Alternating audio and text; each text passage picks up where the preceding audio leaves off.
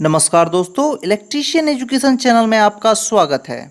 दोस्तों, आज के इस वीडियो में हम इलेक्ट्रीशियन ट्रेड के प्रश्नों को हल करेंगे। ये सभी प्रश्न यूपीआरबीयूएनएल अर्थात उत्तर प्रदेश राज्य विद्युत उत्पादन निगम लिमिटेड के टेक्नीशियन ग्रेड 2 के ऑफिशियल पेपर से लिया गया है। दोस्तों, इस पेपर में पूछे गए सभी प्रश्न बहुत ही महत्वपूर्ण हैं। यह पेपर यूपीआरबीयूएनएल के साथ साथ यूपीपीसीएल टीजी2, दिल्ली मेट्रो, ऑर्डिनेंस फैक्ट्री के साथ साथ इलेक्ट्रीशियन ट्रेड के सभी एग्ज़ामों की तैयारी के लिए बहुत ही हेल्पफुल है। दोस्तों, इस वीडियो के लास्ट में आगामी परीक्षा यूपीआरबीयूएनएल टेक्नीशियन ग्रेड 2 के विषय में विशेष जानकारी भी दी गई है। तो चलिए स्टार्ट करते हैं। फर्स्ट क्वेश्चन है, किसी डीसी जनरेटर में लैप बाइंडिंग को किन अनुप्रयोगों के लिए उपयोग किया जाता है? जिसका राइट आंसर है उच्च करंट तथा निम्न वोल्टेज के लिए। दोस्तों, प्रश्न में पूछा गया है डीसी जनरेटर में लैप बाइंडिंग करने का उद्देश्य क्या है? जिसका उद्देश्य होता है हमें उच्च करंट तथा निम्न वोल्टेज प्राप्त करना है। दोस्तों, सामान्यतः डीसी जनरेटर के आर्मेचर पर दो प्रकार की वाइंडिंग की जाती है। पहला लैप बाइंडिंग और दूसरा वेव बाइंडिंग। दोस्तों, लैप बाइंडिंग और वेव बाइंडिंग में क्या अंतर होता है, हम उन्हें समझ लेते हैं। दोस्तों, लैप बाइंडिंग को पैरेलल बाइंडिंग भी कहा जाता है, अर्थात समानांतर बाइंडिंग। लैप बाइंडिंग का उपयोग हमें उच्च करंट तथा निम्न वोल्टेज के लिए करते हैं। दोस्तों, वेव बाइंडिंग को सीरीज बाइंडिंग कहते हैं। वेव बाइंडिंग के साथ तैयार किए गए डीसी जनरेटर का उपयोग निम्न करंट तथा उच्च वोल्टेज के लिए किया जाता है। अगला क्वेश्चन है, निम्नलिखित में से आम कलेक्टर एम्पलीफायर का गुण क्या है? जिसका राइट आंसर है उच्च इनपुट प्रतिबाधा। दोस्तों, सामान्यतः कलेक्टर एम्पलीफायर उच्च इनपुट प्रतिबाधा अर्थात हाई इनपुट इम्पीडेंट का होता है। अगला क्वेश्चन है, फैराडे के नियम अनुसार एक इलेक्ट्रोड पर जमा पदार्थ का द्रव्यमान किससे अनुपातिक होता है? जिसका राइट आंसर है विद्युत और विद्युत रासायनिक की मात्रा के समतुल्य। दोस्तों, फैराडे के विद्युत अपघटन के अंतर्गत दो नियम आते हैं, जिसके अनुसार एक इलेक्ट्रोड पर जमा पदार्थ का द्रव्यमान विद्युत और विद्युत रासायनिक मात्रा का समतुल्य होता है।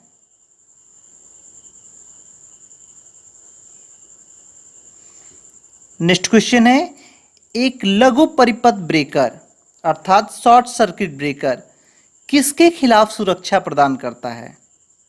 जिसका राइट आंसर है ओवरलोड और लघु परिपथ के।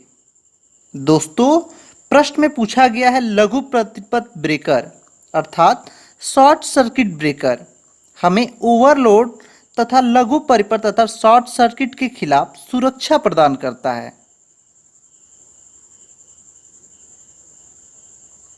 नेक्स्ट क्वेश्चन है, चालकता की इकाई क्या है? जिसका राइट आंसर है चालकता की इकाई महो है। दोस्तों, विद्युत चालकता की एसआई व्युत्पन्न इकाई साइमन्स होती है। यह ओम का प्रतिलोम अर्थात उल्टा होता है। पूर्व समय में इसे ओम का उल्टा यानी महो कहा जाता था।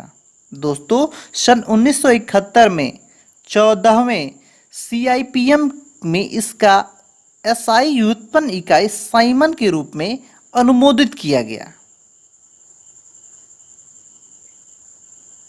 अगला क्वेश्चन है, निम्नलिखित मानक उपकरणों में से कौन सा एसी और डीसी दोनों करंट के लिए उपयोग किया जाता है?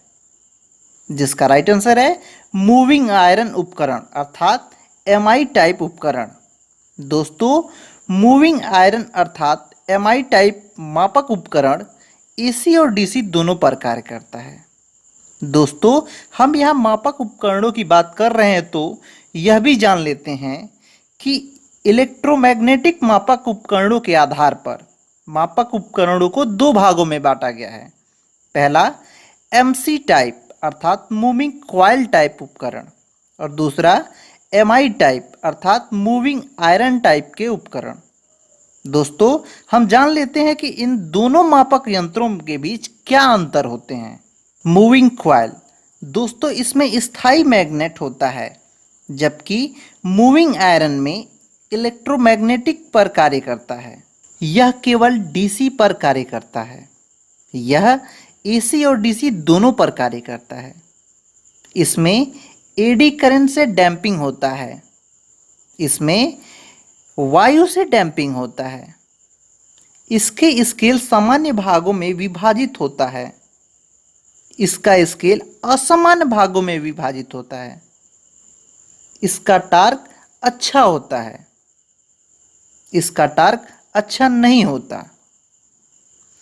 इसमें पावर लॉस कम होता है, इसमें पावर लॉस अधिक होता है। यह महंगा होता है, यह सस्ता होता है।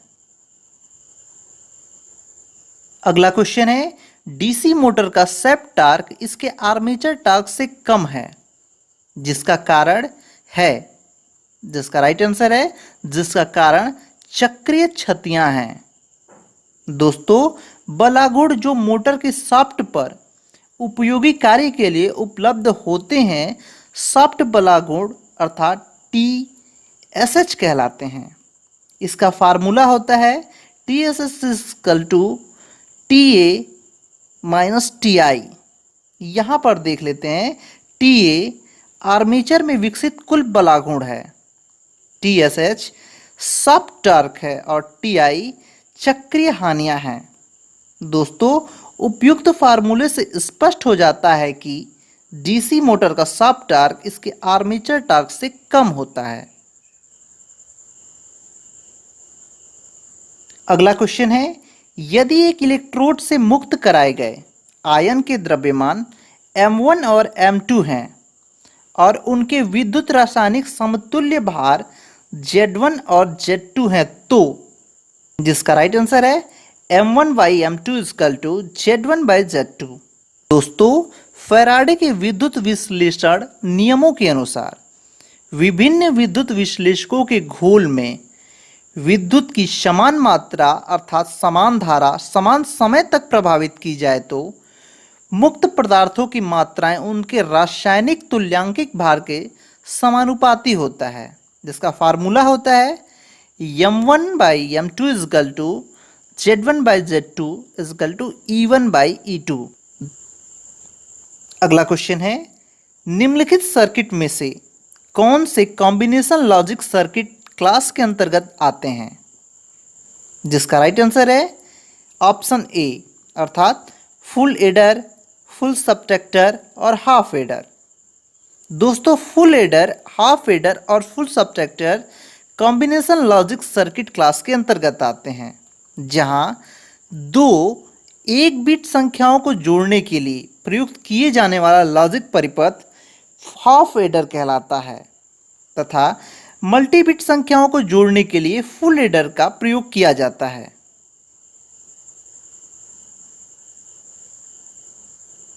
अगला क्वेश्चन है, एम्पलीफायर सर्किटों में प्रतिबाधा मिलान के लिए किया जाता है, जिसका राइट आंसर है एम्पलीफायर सर्किटों में प्रतिबाधा मिलान अधिकतम पावर स्थानांतरण सुनिश्चित करने के लिए किया जाता है।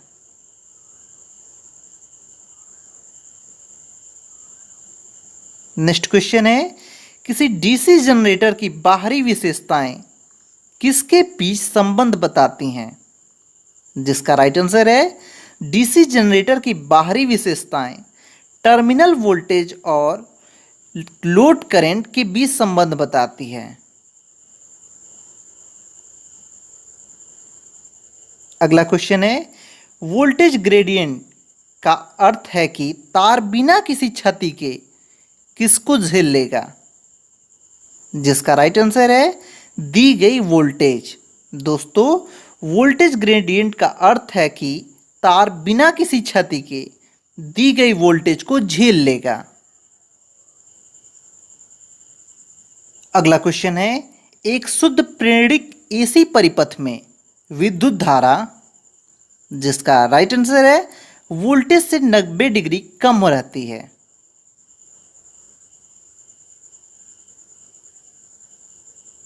नेक्स्ट क्वेश्चन है, भूमि के प्रतिरोध को मापने के लिए किस उपकरण का उपयोग किया जाता है?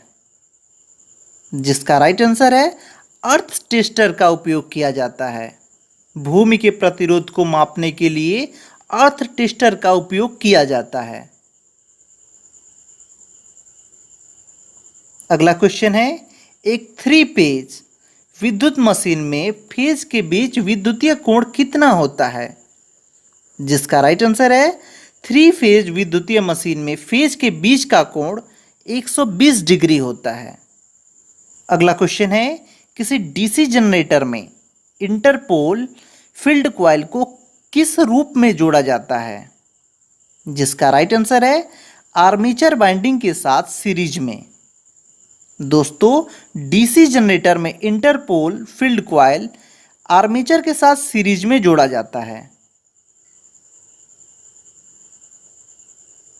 अगला क्वेश्चन है, किसी इलेक्ट्रिकल सर्किट में एमीटर और वोल्टमीटर को जोड़ने की सही विधि निम्नलिखित में से कौन सी है? जिसका राइट आंसर है एमीटर लोड के सीरीज में जोड़ा जाता है, अर्थात एम्पियर मीटर लोड के साथ सीरीज में जोड़ा जाता है और वोल्टमीटर पैरेलल में जोड़ा जाता है।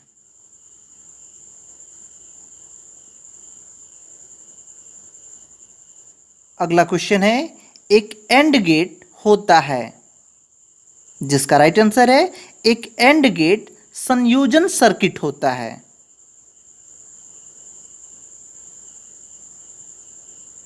अगला क्वेश्चन है, लैप वाउंड डीसी मशीन में समानांतर पथों की संख्या किसके समान होती है? जिसका राइट आंसर है खंभों अर्थात पोल की संख्या के समान होती हैं।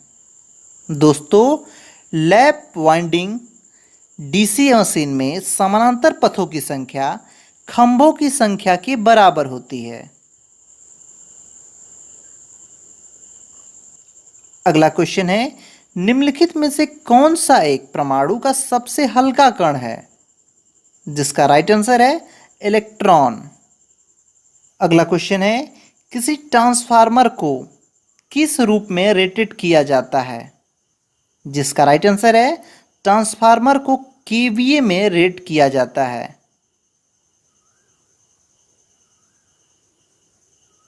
नेक्स्ट क्वेश्चन है, इलेक्ट्रिकल पावर के ट्रांसमिशन के लिए उच्च वोल्टेज को उपयोग करने का कारण क्या है? जिसका राइट आंसर है ट्रांसमिशन क्षतियों में कमी। दोस्तों, इलेक्ट्रिकल पावर के ट्रांसमिशन के लिए हम उच्च वोल्टेज का उपयोग करते हैं ताकि ट्रांसमिशन क्षतियों में कमी की जा सके। अगला क्वेश्चन है, घरेलू बिजली वायरिंग पर काम करते समय कौन सा व्यक्तिगत सुरक्षा उपकरण आवश्यक नहीं है? जिसका राइट आंसर है काले चश्मे। दोस्तों, हम घरेलू बिजली की वायरिंग करते समय दस्ताने का प्रयोग, विद्युत रोधी उपकरणों का प्रयोग तथा विद्युत रोधी जूते का प्रयोग करते हैं, जबकि काले चश्मे का प्रयोग नहीं करते। नेक्स्ट क्वेश्चन है, एक 25 केवीए एकल फेज ट्रांसफार्मर के प्राथमिक पर 250 चक्कर व द्वितीयक पर 40 चक्कर हैं। प्राथमिक को 1500 वोल्ट 50 वोल्टेज की सप्लाई के साथ जोड़ा गया है। द्वितीयक के वोल्टेज और करंट क्या होंगे? जिसका राइट आंसर है 240 वोल्ट और 104 एम्पियर। अगला क्वेश्चन है, पीएन जंक्शन डायोड में कौन सा कथन सत्य है? जिसका राइट आंसर है पीएन जंक्शन डायोड में फॉरवर्ड बायस होने पर यह निम्न प्रतिरोध प्रस्तावित करता है।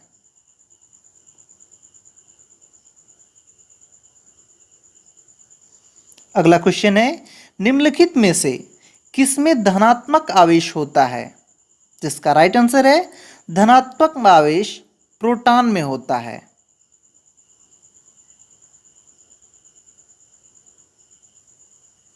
अगला क्वेश्चन है, एक धातु पर दूसरी धातु के निक्षेपण की प्रक्रिया को किस रूप में जाना जाता है?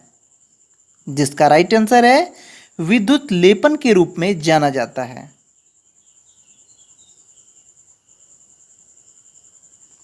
अगला क्वेश्चन है, निम्नलिखित में से कौन सा मापक उपकरण सप्लाई आवृत्ति में बड़े बदलाव से सबसे अधिक प्रभावित होती है?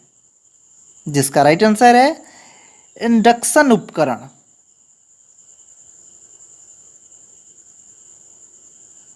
अगला क्वेश्चन है, 110 वोल्ट की आपूर्ति के लिए 220 वोल्ट ताप का उपयोग किया जाता है, इसके द्वारा उत्पन्न की गई ऊष्मा कितनी होगी? जिसका राइट आंसर है उसके द्वारा उत्पन्न की गई ऊष्मा 1/4 होगी। अगला क्वेश्चन है, एंड गेट। जिसका राइट आंसर है एंड गेट किसी सीरीज स्विचिंग सर्किट के तुल्य होता है।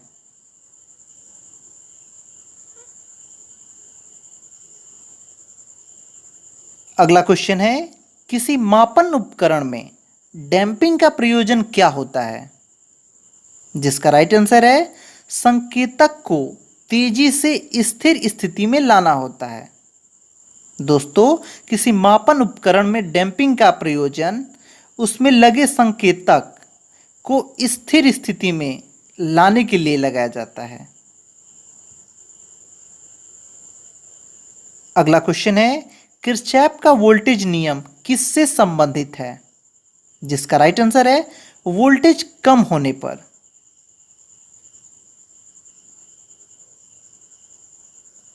अगला क्वेश्चन है, हाइड्रो इलेक्ट्रिक पावर जनरेशन संयंत्रों में जिसका राइट आंसर है परिचालन लागत कम होता है तथा आरंभिक लागत उच्च होता है। अगला क्वेश्चन है, किसी सीरीज मोटर को शून्य लोड पर स्टार्ट नहीं करना चाहिए क्योंकि? जिसका राइट आंसर है क्योंकि गति खतरनाक रूप से उच्च हो जाएगी। अगला क्वेश्चन है, प्राथमिक वाइंडिंग से होकर जाते करंट द्वारा बनाए गए फ्लक्स में ईएमएफ प्रेरित करता है। जिसका राइट आंसर है प्राथमिक व द्वितीयक दोनों वाइंडिंगों में ईएमएफ प्रेरित करता है।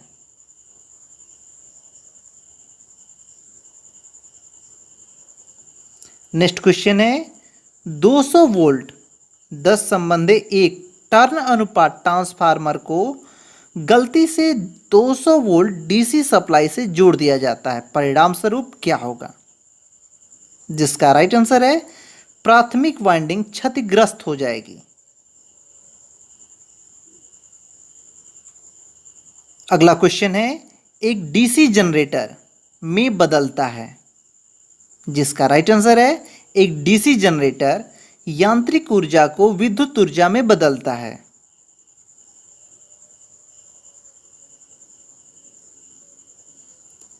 अगला क्वेश्चन है, 1000 ओम 1 वाट का एक प्रतिरोध कितनी विद्युत धारा को आसानी से प्रवाहित कर सकता है? जिसका राइट आंसर है 30 मिली एम्पियर।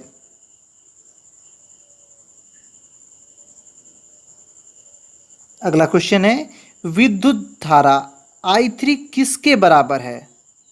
दोस्तों, दिए गए सर्किट में I3 किसके बराबर है? यहाँ पर केसीएल लॉ अर्थात किरचॉफ करंट लॉ के अनुसार हम ज्ञात करेंगे जो कि 9 एम्पियर के बराबर है। अगला क्वेश्चन है, एक ट्रांजिस्टर में तीर का प्रतीक विद्युत धारा किस दिशा की ओर दर्शाता है? जिसका राइट आंसर है उत्सर्जक की तरफ दर्शाता है।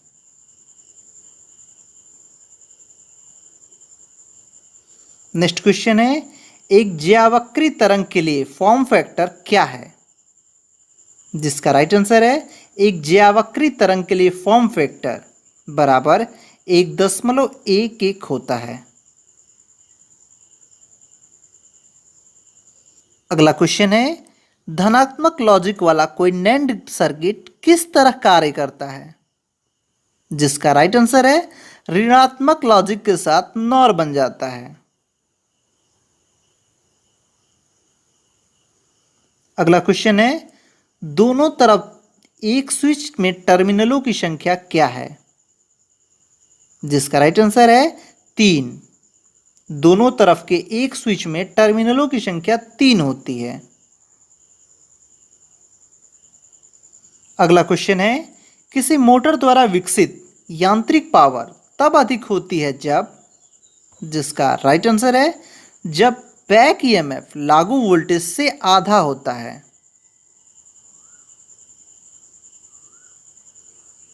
नेक्स्ट क्वेश्चन है, ट्रांसफार्मर किसके सिद्धांत पर कार्य करता है? जिसका राइट आंसर है ट्रांसफार्मर म्यूचुअल इंडक्शन के सिद्धांत पर कार्य करता है।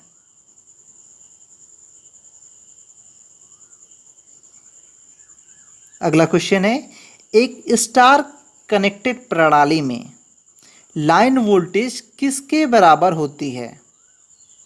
जिसका राइट आंसर है √3 गुणे फेज वोल्टेज के बराबर होती है।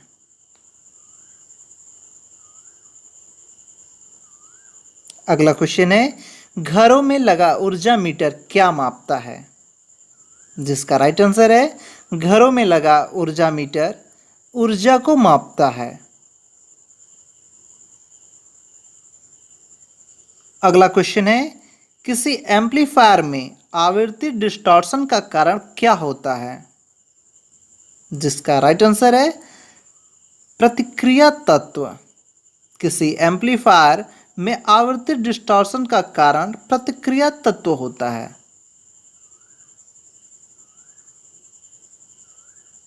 अगला क्वेश्चन है, एक संतुलित 3 फेज स्टार कनेक्टेड प्रणाली में प्रत्येक फेज से I एम्पीयर धारा प्रभावित होती है।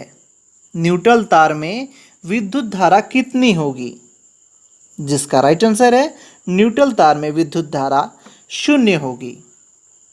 दोस्तों, हम जो यह पेपर सॉल्व कर रहे हैं यह यूपी आरबीएनएल का ऑफिशियल पेपर है। इस एग्ज़ाम में 150 प्रश्न इलेक्ट्रीशियन ट्रेड के पूछे जाते हैं, जिसमें अभी हमने 50 क्वेश्चनों को सॉल्व किया है। बाकी के 100 क्वेश्चन वीडियो के अगले भाग में बताए जाएंगे। दोस्तों, आप लोगों में से बहुत लोगों को यूपी आरबीएनएल टेक्नीशियन ग्रेड 2 के बारे में पता ही होगा। इस परीक्षा में इलेक्ट्रीशियन ट्रेड के लिए कुल 139 पद की वैकेंसी आई हुई थी।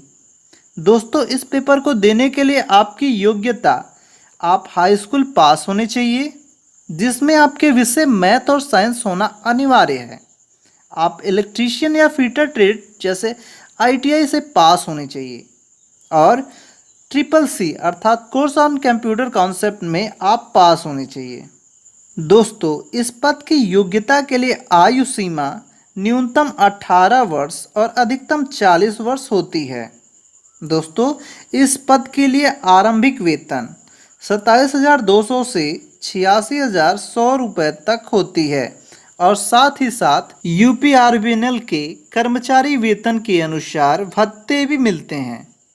दोस्तों, इस एग्ज़ाम में 150 क्वेश्चन टेक्नीशियन ग्रेड के, 20 क्वेश्चन रीजनिंग के, 20 क्वेश्चन जीके जीएस के, 10 क्वेश्चन हिंदी के पूछे जाते हैं। दोस्तों, यदि आप पूरे पेपर सेट को PDF के रूप में पाना चाहते हैं, इस वीडियो को लाइक कर दें, हमारे चैनल को सब्सक्राइब कर नोटिफिकेशन बेल को ऑल पर कर दें और साथ ही साथ अपना व्हाट्सएप नंबर हमारे वीडियो के कमेंट बॉक्स में दें।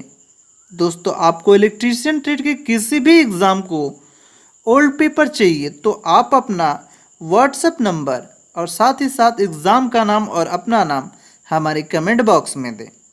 तो मिलते हैं दोस्तों कल इस वीडियो के अगले भाग में। तब तक के लिए धन्यवाद। आपका दिन शुभ हो।